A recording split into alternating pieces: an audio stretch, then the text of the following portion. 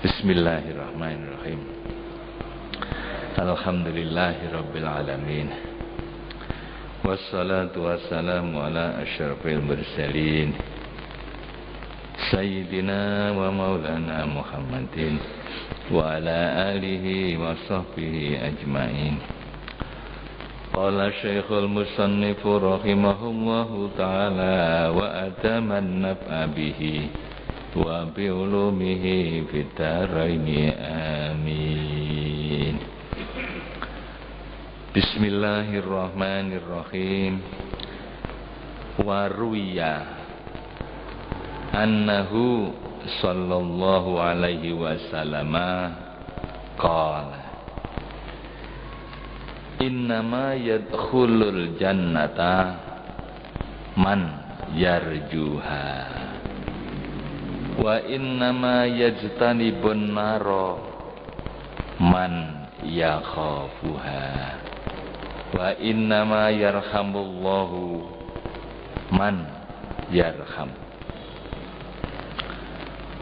Hadirin hadirat, mustami'in mustami'at rahimakumullah. Baiklah pengajian kita dengarkan bersama apa yang disabdakan oleh baginda Rasulullah sallallahu alaihi wasallam, bahwa beliau Kanjeng Nabi bersabda, innama yadkhulul jannata man yarjuha.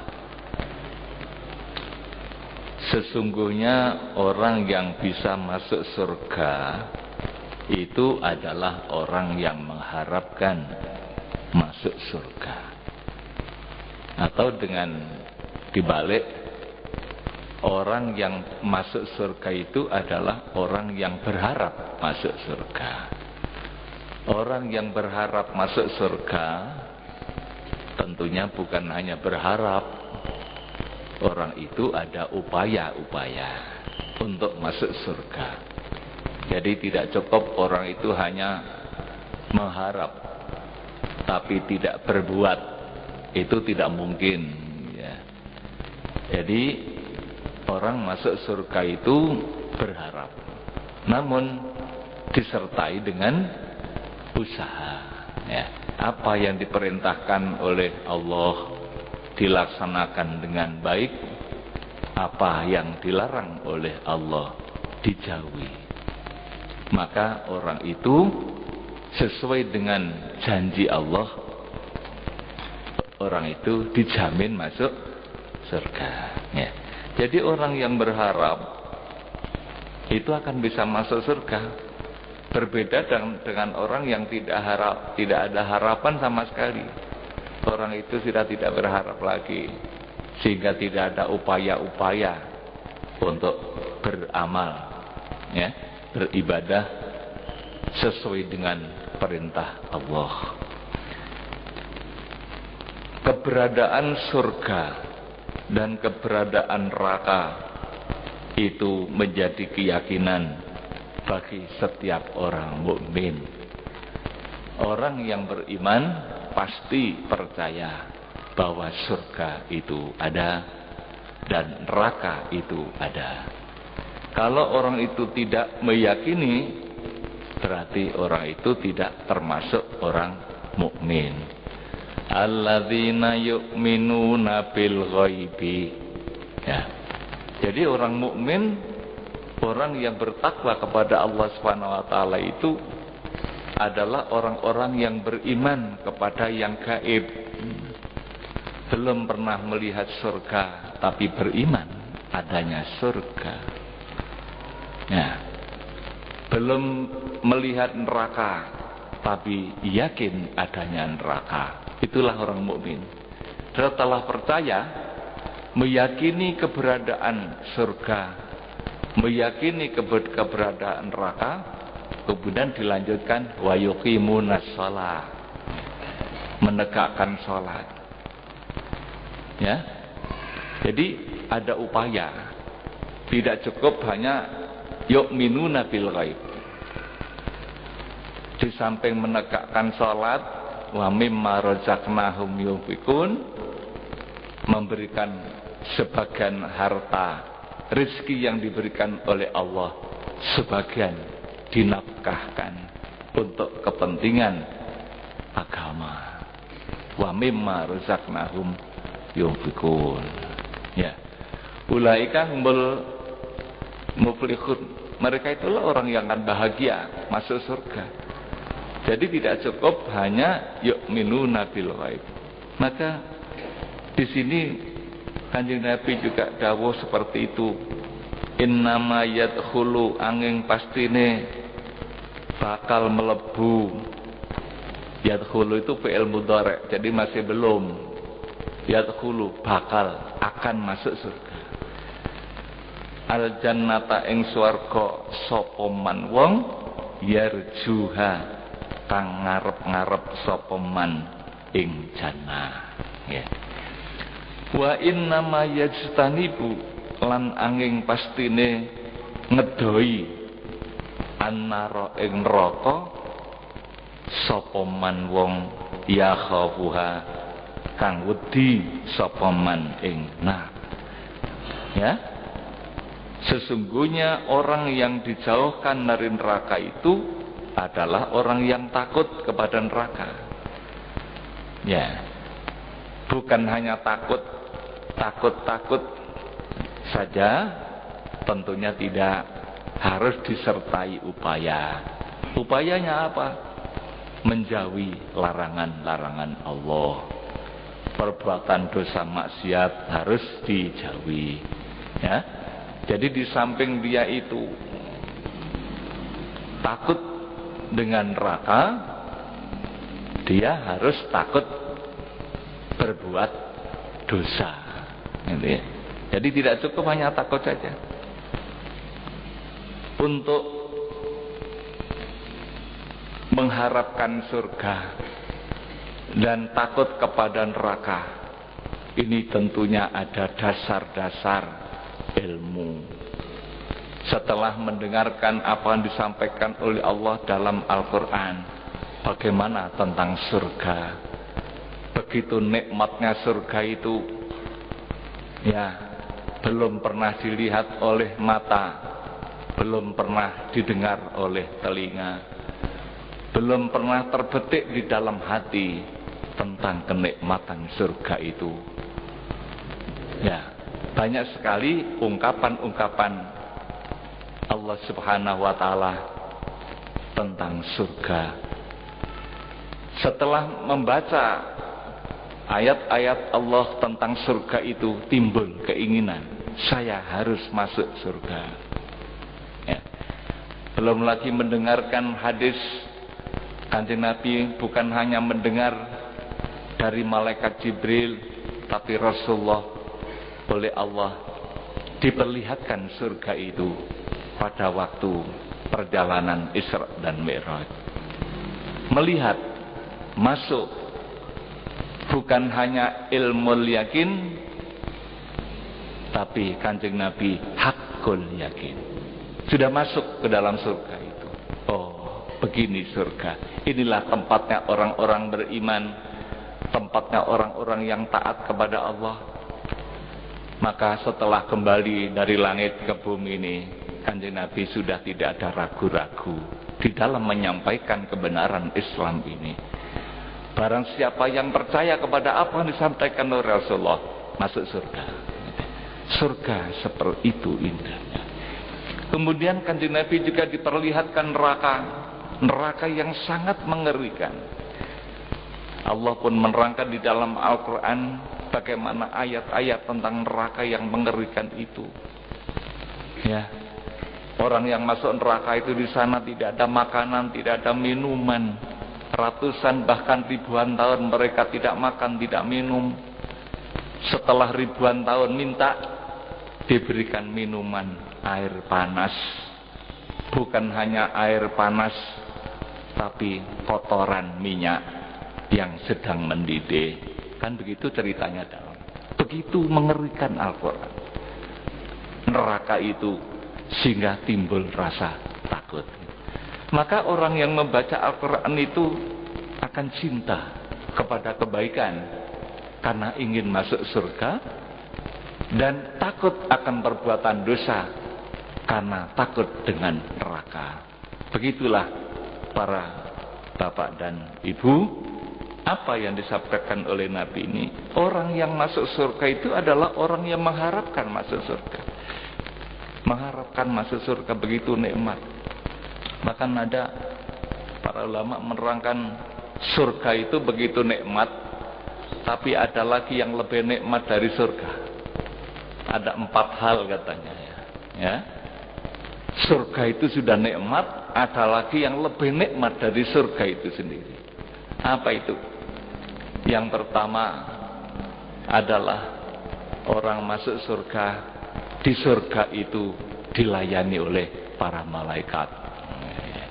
Lebih nikmat daripada surganya itu sendiri. Dilayani oleh para malaikat. Kemudian yang kedua adalah orang di dalam surga itu bertetangga dengan para nabi, bertetangga dengan para wali, bertetangga dengan orang soleh-soleh, bertetangga dengan orang baik-baik. Nah, bertetangga dengan para nabi, dengan para wali, dengan orang soleh, itu lebih nikmat daripada surganya itu sendiri. Kemudian yang ketiga, bahwa di surga itu ya kekal selama-lamanya, tidak akan keluar lagi. Jadi kekal abadi di dalam surga itu adalah merupakan nikmat tersendiri, lebih nikmat daripada surganya itu. Ya, jadi kekal abadi di dalam surga. Kemudian yang keempat, di dalam surga itu mendapatkan ridho dari Allah. Bahkan orang mukmin nanti akan melihat Allah. Tiada nikmat yang lebih tinggi daripada kenikmatan melihat Allah di surga. Itu ada 4 hal yang lebih nikmat dari surga. Nah, sedangkan neraka yang begitu mengerikan, ya, ada lagi yang lebih mengerikan daripada neraka itu sendiri. Apa itu? 4 hal. Yang pertama, bahwa di neraka itu orang dilayani oleh setan. Jadi tidak dilayani oleh malaikat, tapi dilayani oleh setan. Kemudian yang kedua, orang di neraka itu bertetangga dengan orang jahat-jahat, bertetangga dengan setan dan orang jahat-jahat. Yang ketiga, jadi yang pertama itu tidak dilayani oleh malaikat, tapi dipukuli, disiksa oleh para malaikat. Kemudian yang kedua, bertetangga dengan setan. Yang ketiga, di neraka itu abadi, ya, tidak akan keluar dari neraka. Orang-orang kafir, ya, fahal ila khurujim min sabil, mereka berteriak-teriak, ya Tuhan, apa ada jalan keluar dari neraka ini? Itu cerita dalam Al-Quran, ya. Mereka tidak akan keluar dari neraka selama-lamanya. Lebih ngeri daripada neraka itu sendiri. Kemudian yang keempat, lebih ngeri dari neraka karena dighadab, ya, dimurkai oleh Allah Subhanahu wa taala. Mereka sama sekali tidak mendapatkan rahmat sedikit pun. Rahmat sudah dihabiskan bagi penduduk neraka. Rahmat seluruhnya sudah diberikan oleh Allah 100% kepada penduduk surga. Kenikmatan dengan kesengsaraan sudah dipisah. Kalau di dunia ini masih campur aduk. Kadang-kadang nikmat, kadang-kadang sengsara. Tapi kalau sudah di akhirat nanti dipisah. Nikmat itu untuk penduduk surga, sengsara untuk penduduk neraka. Sudah dipisah. Ya.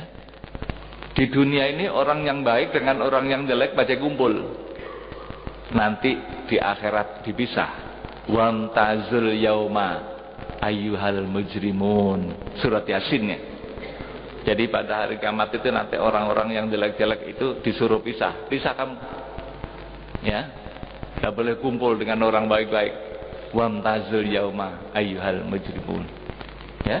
Jadi kejahatan dengan kebenaran sudah dipisah. Kenikmatan dengan kesengsaraan juga sudah dipisah.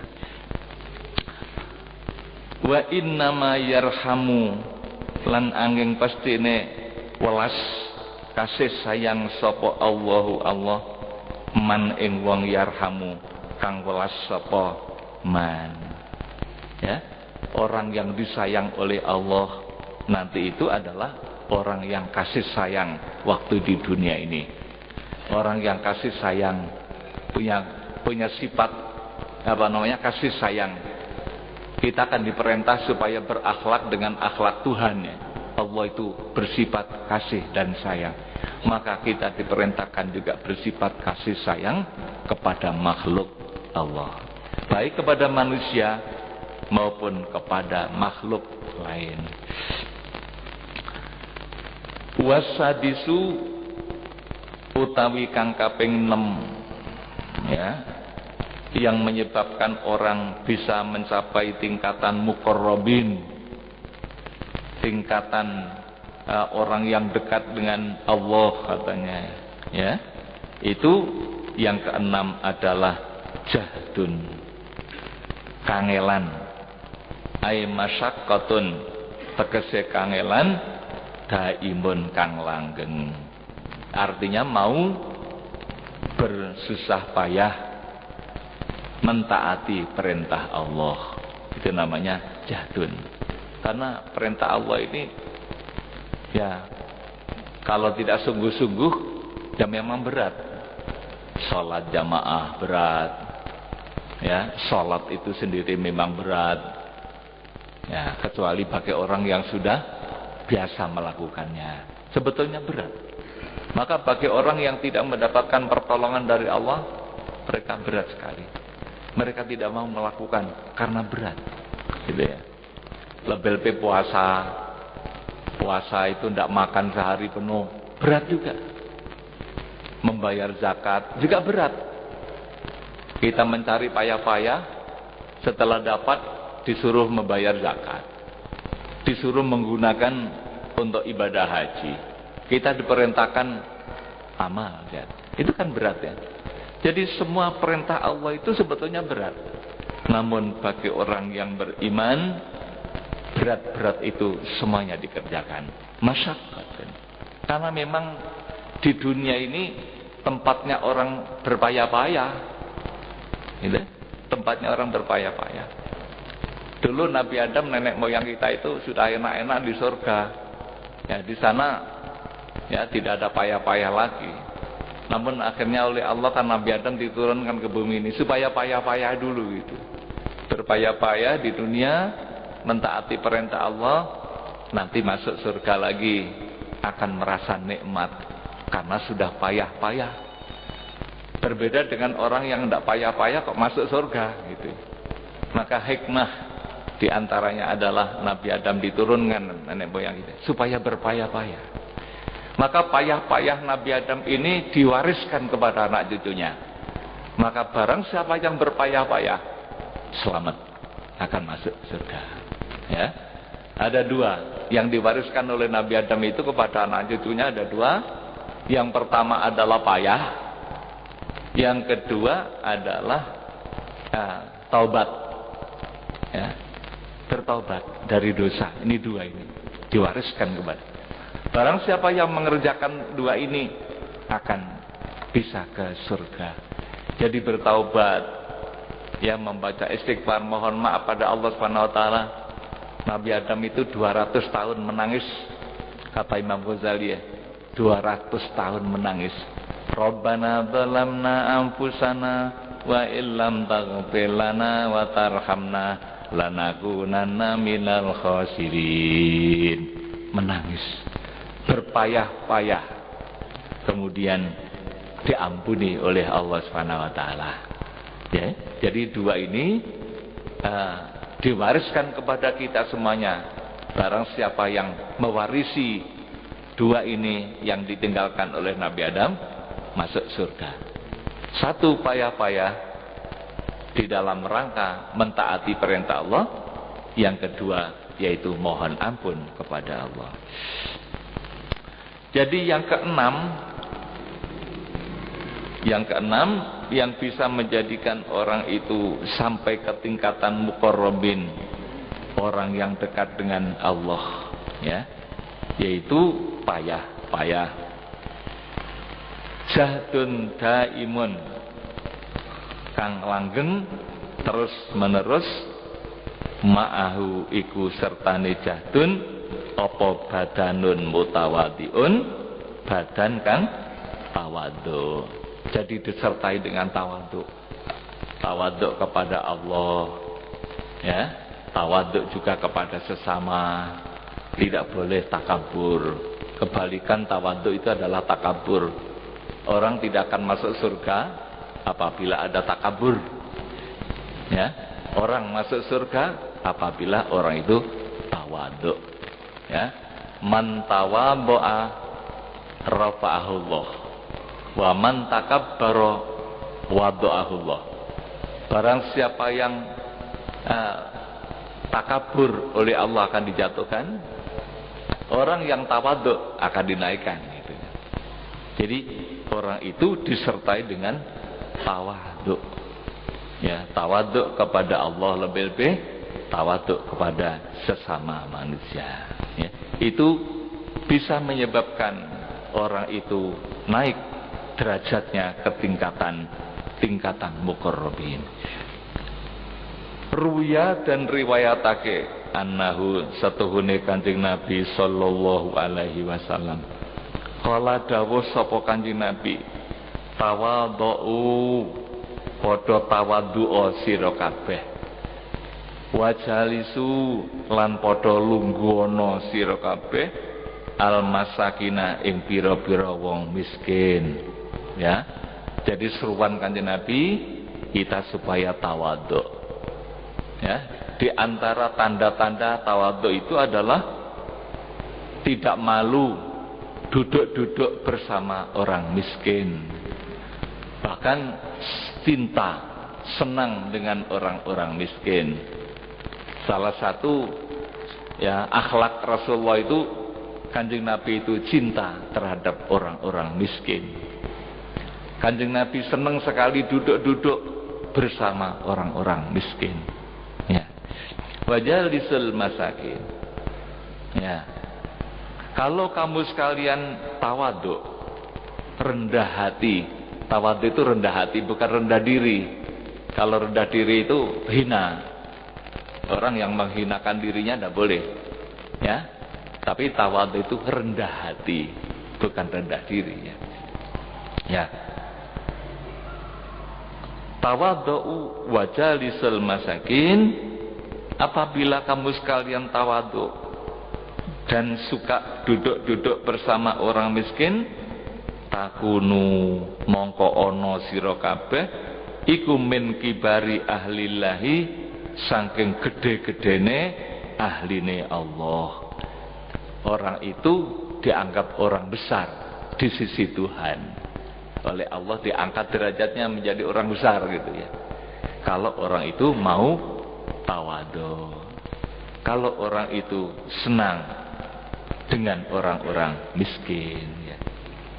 Tentunya tidak hanya senang dengan orang miskin itu, kita di samping cinta kepada mereka, kita juga harus membantu kepada fakir miskin. Alhamdulillah para bapak ibu, bapak-bapak dari Takmir Masjid Agung Jamek Malang ini mencoba untuk membuat cara yang bisa dicontoh oleh umat Islam di mana-mana dengan cara yang mudah dan murah, yaitu di masjid-masjid itu kita anjurkan supaya mengikuti langkah Masjid Agung Jamek ini. ya, kita sudah membuat langkah yang sangat-sangat positif. Yang pertama dalam rangka sayang kepada anak yatim, ya, itu ternyata sudah berhasil, alhamdulillah. Ya, kemudian kita lanjutkan sekarang ini, langkah berikutnya adalah kita mencoba sayang kepada fuqara masakin. Kita buatkan kotak, ditulisi amal untuk anak yatim. Kemudian ada lagi amal untuk fakir miskin. Ternyata para jamaah kita tanggap, alhamdulillah. Menurut laporan yang kami terima, setiap hari Jumat, tiap 1 minggu, kotak amal untuk fakir miskin itu tidak kurang dari 1 juta rupiah. Kemudian para takmir juga sudah mulai merekrut para bapak, para ibu, ya, di dalam kategori fakir miskin. Ya, kemudian sudah kita mulai mereka kita bantu. Ya, walaupun bantuan itu masih belum seberapa, namun kita sudah mulai. Karena sebetulnya apa yang kita lakukan itu adalah perintah agama. Kanjeng Nabi sudah dawuh seperti itu. Ya, sayang kepada anak yatim perintah Allah. Sayang kepada fakir miskin juga diperintah oleh Allah. Orang yang tidak mempedulikan anak yatim, tidak pernah mengajak memberi makan orang miskin, itu oleh Allah disebut di situ adalah pendusta agama. Kan bahaya. Ara'aital ladzi yukadzibu biddin fadzalikal ladzi yad'ul yatim wala yahuddu ala ta'amil miskin. Dua ini, anak yatim dan orang miskin. Jadi perintah Allah. Kenapa umat Islam masih belum berupaya? Ya, sudah Pak, sudah berupaya, alhamdulillah. Namun perlu ditingkatkan. Kalau membayar zakat itu yang ramai hanya bulan Ramadan, sebetulnya perintah zakat itu tidak hanya bulan Ramadan. Setiap orang itu selesai berusaha, putarannya sudah 1 tahun, haul, wajib mengeluarkan zakat. Lah haul itu tidak harus bulan Ramadan. Bulan apa dia mulai? Kalau mulainya itu bulan Syawal, ya nanti bulan Syawal berarti 1 tahun. Kalau mulainya itu bulan Muharram, ya bulan Muharram 1 tahun itu. Jadi tidak harus bulan Ramadan. Jadi kalau boleh saya katakan, Ramadan itu bukan bulan zakat, tapi bulan sedekah, gitu ya. Afdhalus sedekah sedekatun fi syahri Ramadan. Jadi sedekah, bukan bulan zakat. Ini barangkali yang perlu ada perubahan, ya, bahwa mari zakat itu dibayar setiap haul 1 tahun. Kapankah Bapak itu berusaha mulainya, ya? Jadi tidak harus bulan Ramadan. Orang yang tawaduk, suka duduk bersama orang miskin, maka orang itu akan diangkat oleh Allah menjadi orang besar. Takunu min kibari ahlillah. Ya, wa takhruju lan metu sira kabeh minal kibri, saking takabur gitu. Jadi orang yang tidak mau duduk-duduk bersama orang miskin itu termasuk orang sombong gitu, orang takabur. Kan bahaya itu. Orang yang takabur tidak akan masuk surga. Ada hadis menyebutkan orang yang dalam hatinya masih ada rasa takabur, walaupun sekecil semut, tidak bisa masuk surga. Bahaya itu. Dosa yang paling sulit diampuni, ya, di samping syirik, yaitu takabur. Dicontohkan oleh Allah, yaitu iblis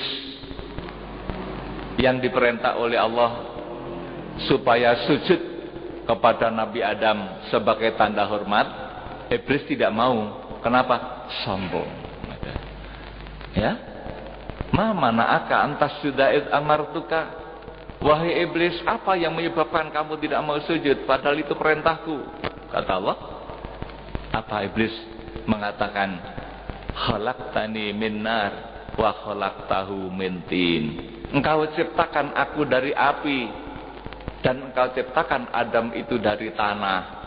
Api tentunya lebih menang daripada tanah. Itulah kesombongan iblis. Dengan kesombongan itulah oleh Allah iblis itu dikutuk.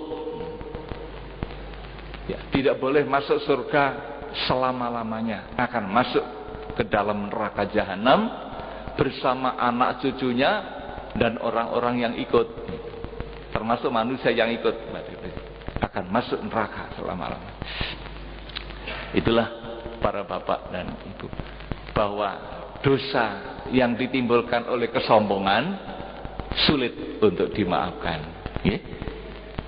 Nah, untuk tidak sombong tadi itu oleh Rasulullah kita diajarkan supaya tawadhu, rendah hati, dan suka duduk-duduk bersama orang miskin, gitu ya. Tawadhu wa jalisul masakin. Duduk-duduk dalam arti kasih sayang dan juga kita memikirkan mereka, memberikan bantuan kepada mereka.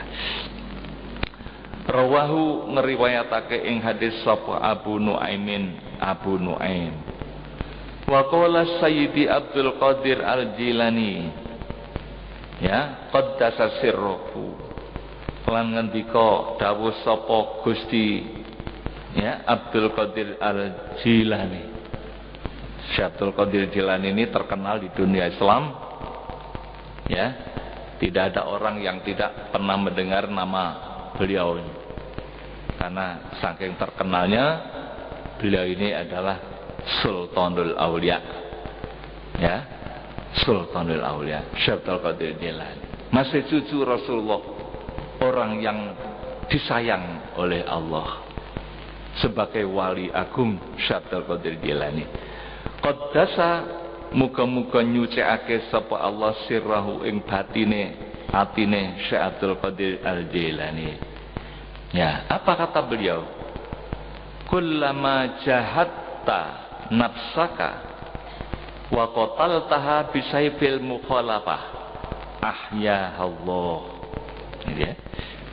Kullama jahatta, semangsane ngangelake sira nafsaka ing nafsu nira, apabila Anda bisa mengalahkan nafsu Anda, wa qataltaha lan mateni sira ing nafsu bisaifil mukhalafati kelawan pedang nulayani.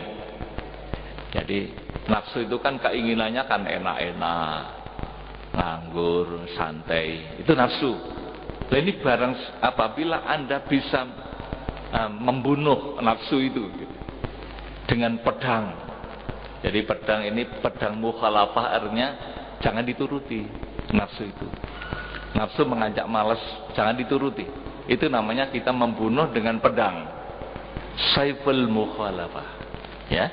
Apabila Anda bisa memusuhi nafsu Anda dan bahkan membunuh nafsu Anda itu dengan pedang mukhalafah, ahya, mongko nguripake ing nafsaka sapa Allahu Allah, maka nafsu Anda justru akan bangkit oleh Allah, akan dinaikkan derajatnya. Jadi itulah nafsunya, namanya nafsu mutmainnah. Ya, nafsu yang jahat itu dimatikan, ya.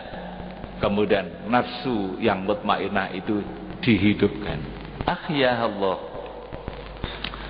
Wa naza'atka, lan nyopot apa nafsu ing sira, wa talabat lan amrih apa nafsu mingka saking sira asyahawati ing pira-pira syahwat, waladzati lan pira-pira enak, lita uda drapun bali sira ilal mujahadati maring nemen-nemeni bersungguh-sungguh. Jadi apabila kita sudah bisa menundukkan nafsu, maka nafsu itu akan manut untuk diajak melakukan kebaikan-kebaikan. Itulah namanya nafsul mutmainnah. Jadi orang itu kalau sudah nafsunya tunduk, tenang, diajak berbuat kebaikan apapun mau. Laksana kuda yang sudah nurut, kuda itu bisa dinaiki kemana saja. Nah, karena sudah nurut, gitu. Sudah dibimbing. Liyuk taba teraponten pasti ditetapkan laka maring sira tawaban, ya, krana dadi ganjaran daiman kang langgeng. Ya.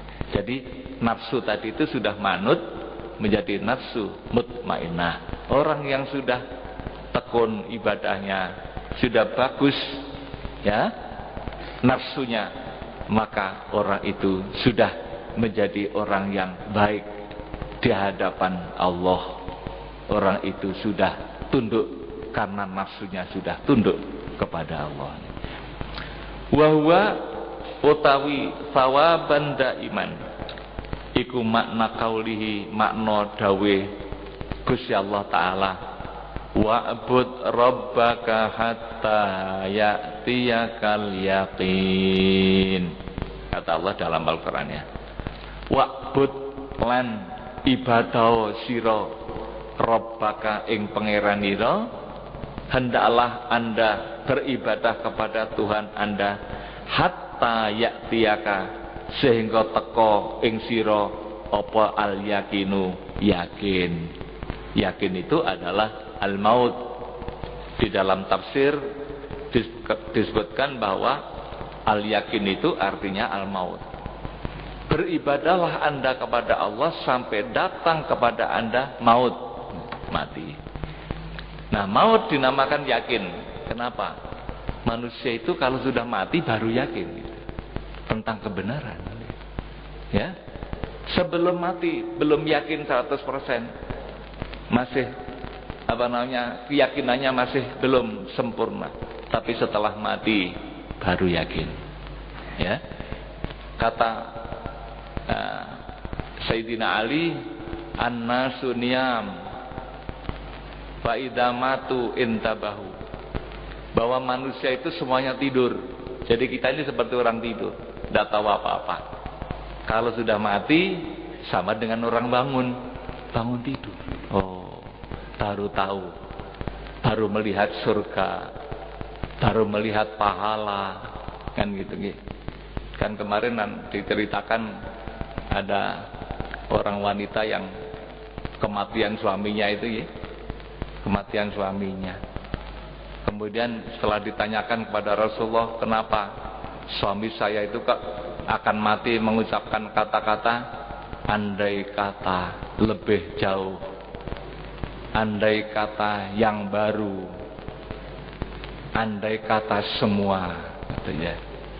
Setelah ditanyakan pada Rasulullah, ternyata kata Rasulullah, suaminya ini, ya, sudah melihat pahala, ya, andai kata lebih jauh saya nuntun orang pergi ke masjid itu, tentunya pahalanya lebih besar. Karena dia pernah melihat ada orang yang jatuh pada saat berangkat ke masjid, kemudian dituntun. Pahala begitu besar nampak. Andai kata lebih jauh lagi, pahala yang diterima akan lebih besar. Andai kata yang baru, ternyata orang ini pernah memberikan pakaian kepada orang lain yang lama, gitu ya. Ya lah, pahalanya begitu besar walaupun pakaian lama. Andai kata yang baru, tentunya pahala akan lebih besar saya terima. Karena melihat pahala pada itu di alam kubur itu sudah nampak. Kemudian andai kata semua, pada satu saat dia itu makan roti, tengah-tengah makan ada pengemis datang, ya, dimakan sendiri separuh, kemudian yang separuh diberikan pengemis. Betapa besar pahalanya, ya, hanya separuh. Alangkah andai kata semuanya diberikan. Jadi orang yang sudah mati itu ditampakkan pahala. Maka di sini oleh Allah dinyatakan yakin. Wa'bud rabbaka hatta ya'tiyakal yakin. Beribadahlah kamu kepada Tuhanmu sampai datang yakin. Yakin itu adalah mati. Demikian Bapak Ibu mudah-mudahan apa yang kita dengarkan ada guna dan manfaatnya untuk meningkatkan iman dan wawasan kita. Semoga diterima oleh Allah Subhanahu wa taala. Allahumma shalli ala Muhammad Maulaya sholli wa sallim daiman abada ala habibika khairil khalqi kullihim wa man huwal ayatul kubra limu'tabirin wa man huwa ni'matul uzma limughtanimi maula ya salli wa sallim daiman abada ala habibika khairil khalqi syaraita min haramin lailan ila haramin kama sarol badru fi tajin minadulami maula ya sholli wa sallim daiman abada ala habibika khairil khalqi kulli wa bitatarqa ila anil tamanzilatan min qabi qausaini lam tudrak walam turami maula ya salli wa sallim